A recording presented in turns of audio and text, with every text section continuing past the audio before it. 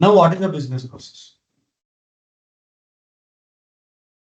Can you make an attempt to define what, according to you is a business process?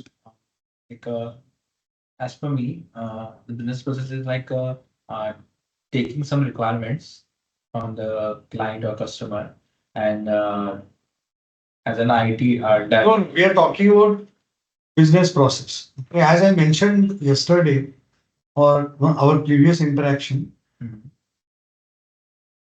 organization is nothing but collection of business processes, taking place. Okay, so there is marketing that is happening. There is new product development that is happening. Marketing development. Okay, new product development that happens. Once the product gets developed, you Sales. sell. So sometimes you have to manufacture that Sales product. and Okay, maintenance. and then once you manufacture, then you deliver the product, and then you have to support the product. Okay, and so this is by and large what happens. And organization is nothing but collection of multiple business processes. Okay, so like we say, you know, in system there are multiple parts. So organization is also a system. Okay, because it is working towards delivering something to the customer. Okay, so it has to work in a very cohesive way, so that all the efforts, are sort of directed in one direction, that is to deliver something to the customer. So, so in case of business organizations, there are no parts, but there are processes, okay, as part of the system, a large system. When you look at organization with a 60,000 feet view, you will see that some raw materials are coming, some resources are working on that raw material, they are producing output, and they are giving it to the customer. This itself is a process, a very large process. Okay. So when you're producing a motor vehicle, okay, all the, you know, some parts are manufactured within the company, but some parts are brought in, engine comes in, some steel comes in, all kinds of material comes in, glass comes in. Okay. Uh, and then, people assemble, okay, or manufacture certain parts. That happens within the boundaries of the organization. And then you assemble final vehicle and you. Yeah. So that is a very high level definition of. I mean that is also in a way a process, because raw materials are coming in, you're working on it, output is being produced for some customer, and raw materials are coming from some suppliers. So business process, as we will see, is a set of activities performed either in sequence or in parallel to produce output by processing inputs. That's why we say that, every organization at a 60,000 feet is a business process, because some inputs are coming, somebody is working on those inputs or raw materials, and output is getting produced. Correct? Correct. Okay. So but when you go deeper, so this is a high level business process, but you go and understand procurement process, sales process. Within that, you will understand some other process. Then you will understand that there are series of activities which are performed as part of the business process to produce an ultimate output to a customer. Okay. Okay. That is what a business process is. Understood? So let's say when we are delivering IT system to our clients, we also follow a business process. No? We understand requirements. Okay. Then we design do the software design. Then there is a software development. Then there is a testing. Then we deploy.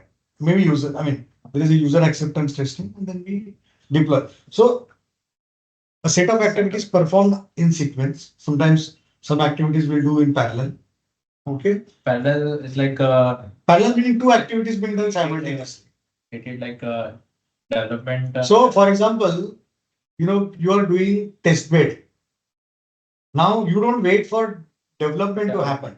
Correct. So once the requirement document is defined, okay, development and test bed preparation can happen simultaneously in parallel.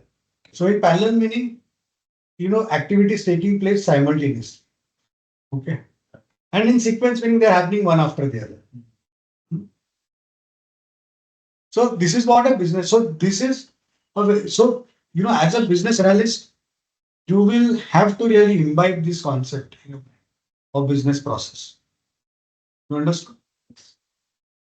Now, what are the key characteristics of business process? The objective of this exercise is to understand what are the various elements of the business process. So there are certain clues mentioned on the screen. Can you uh, give me the names for these icons? Okay, So these are elements of the process. Okay. When you prepare food, we will see what elements the business process has. But if you recognize these icons, then you will understand what a business process is. So can you so first we take what is this? This this is a raw material.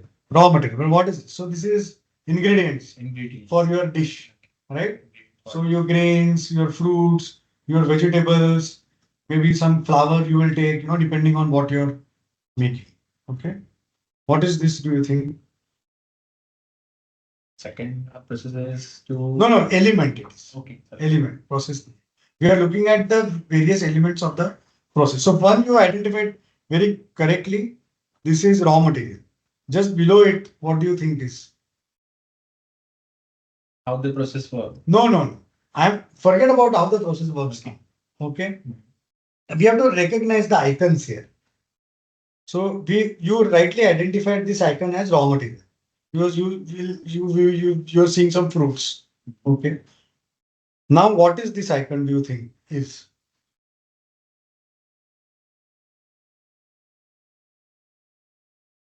What do you think this icon is? Ready. Ready food. Ready food. Yeah. So that is the output. Right. So every process will have some input and some output. Okay. Then who do you think is this icon? Process. No. Icon, what do you think the icon is?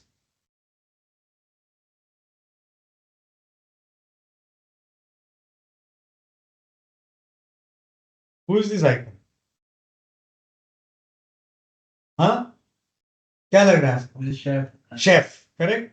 So he is the performer because he's bringing all your All the ingredients together. He is doing the work on that ingredients and producing the output. Okay. So far we have recognized three elements of the process. There has to be an input, there has to be an output, there has to be a performer. Okay. Okay. Now who do you think is this person? Farmer, correct? So farmer is somebody who's giving the raw material. I mean, strictly speaking, you're going to a shop and you're getting the stuff, but ultimate supplier, okay, is the farmer.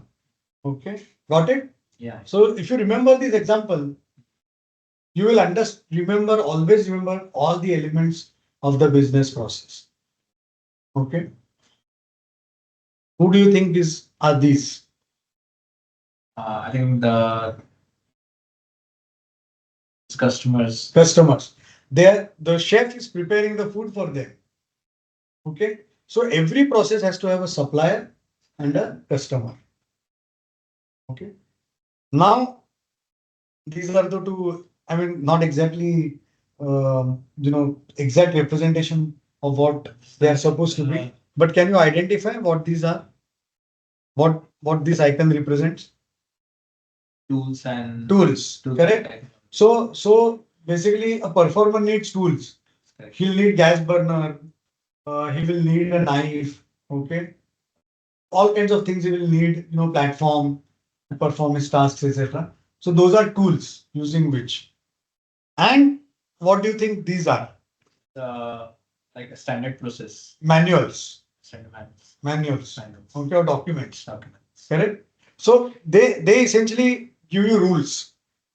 Otherwise, every chef will produce, prepare different food in his own way, and then the output may not be consistent. Okay, so these are manuals. They talk about standard operating procedures, rules, etc., etc. Correct. So every process has to have these elements.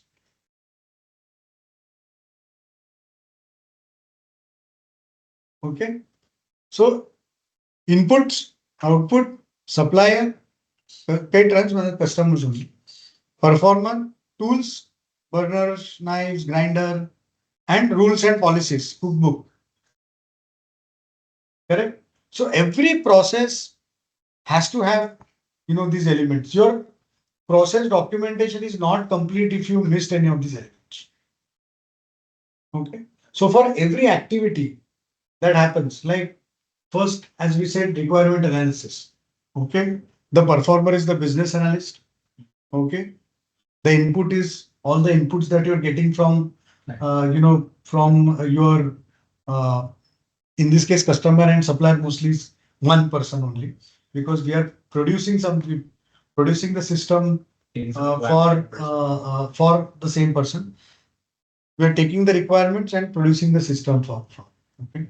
So in this case, supplier and customer are same. yes, typically. Okay. Then there are some tools you will use process maps. So one of the tools for documenting requirements is process mapping. Right. So such kind of tools you will use, and then you'll follow certain, approach, the way you're going to do your work. Okay. And you take any example of business process and you will find that these elements have to be there. Got it? Got it. Hmm?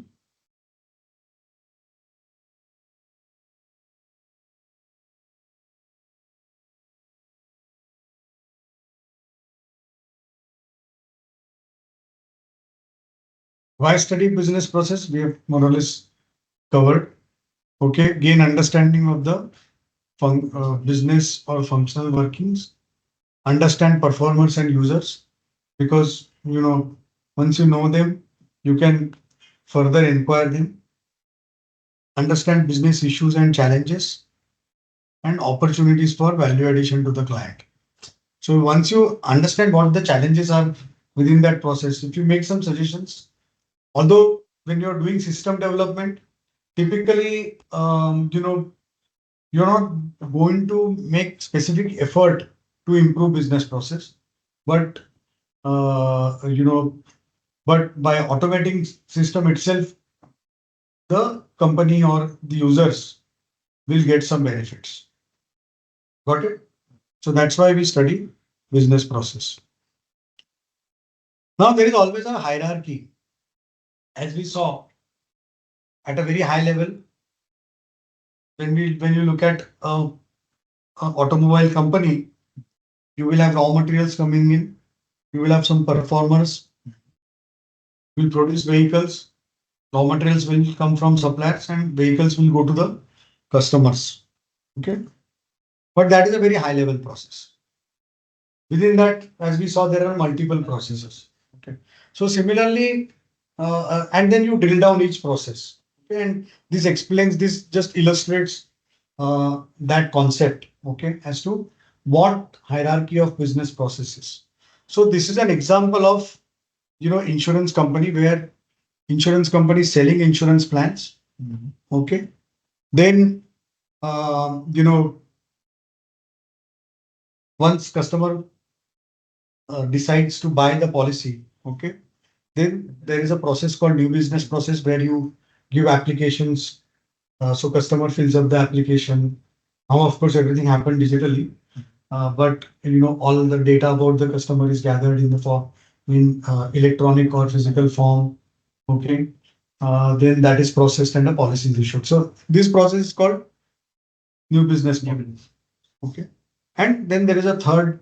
I mean, in this sequence of processes, third process is manage investment. So the premium that customer gives, if it's a investment kind of policy, then money is invested by the company, insurance company. Okay, and that is how you get every 5 years some benefits, or at the maturity, some benefit, okay, of insurance.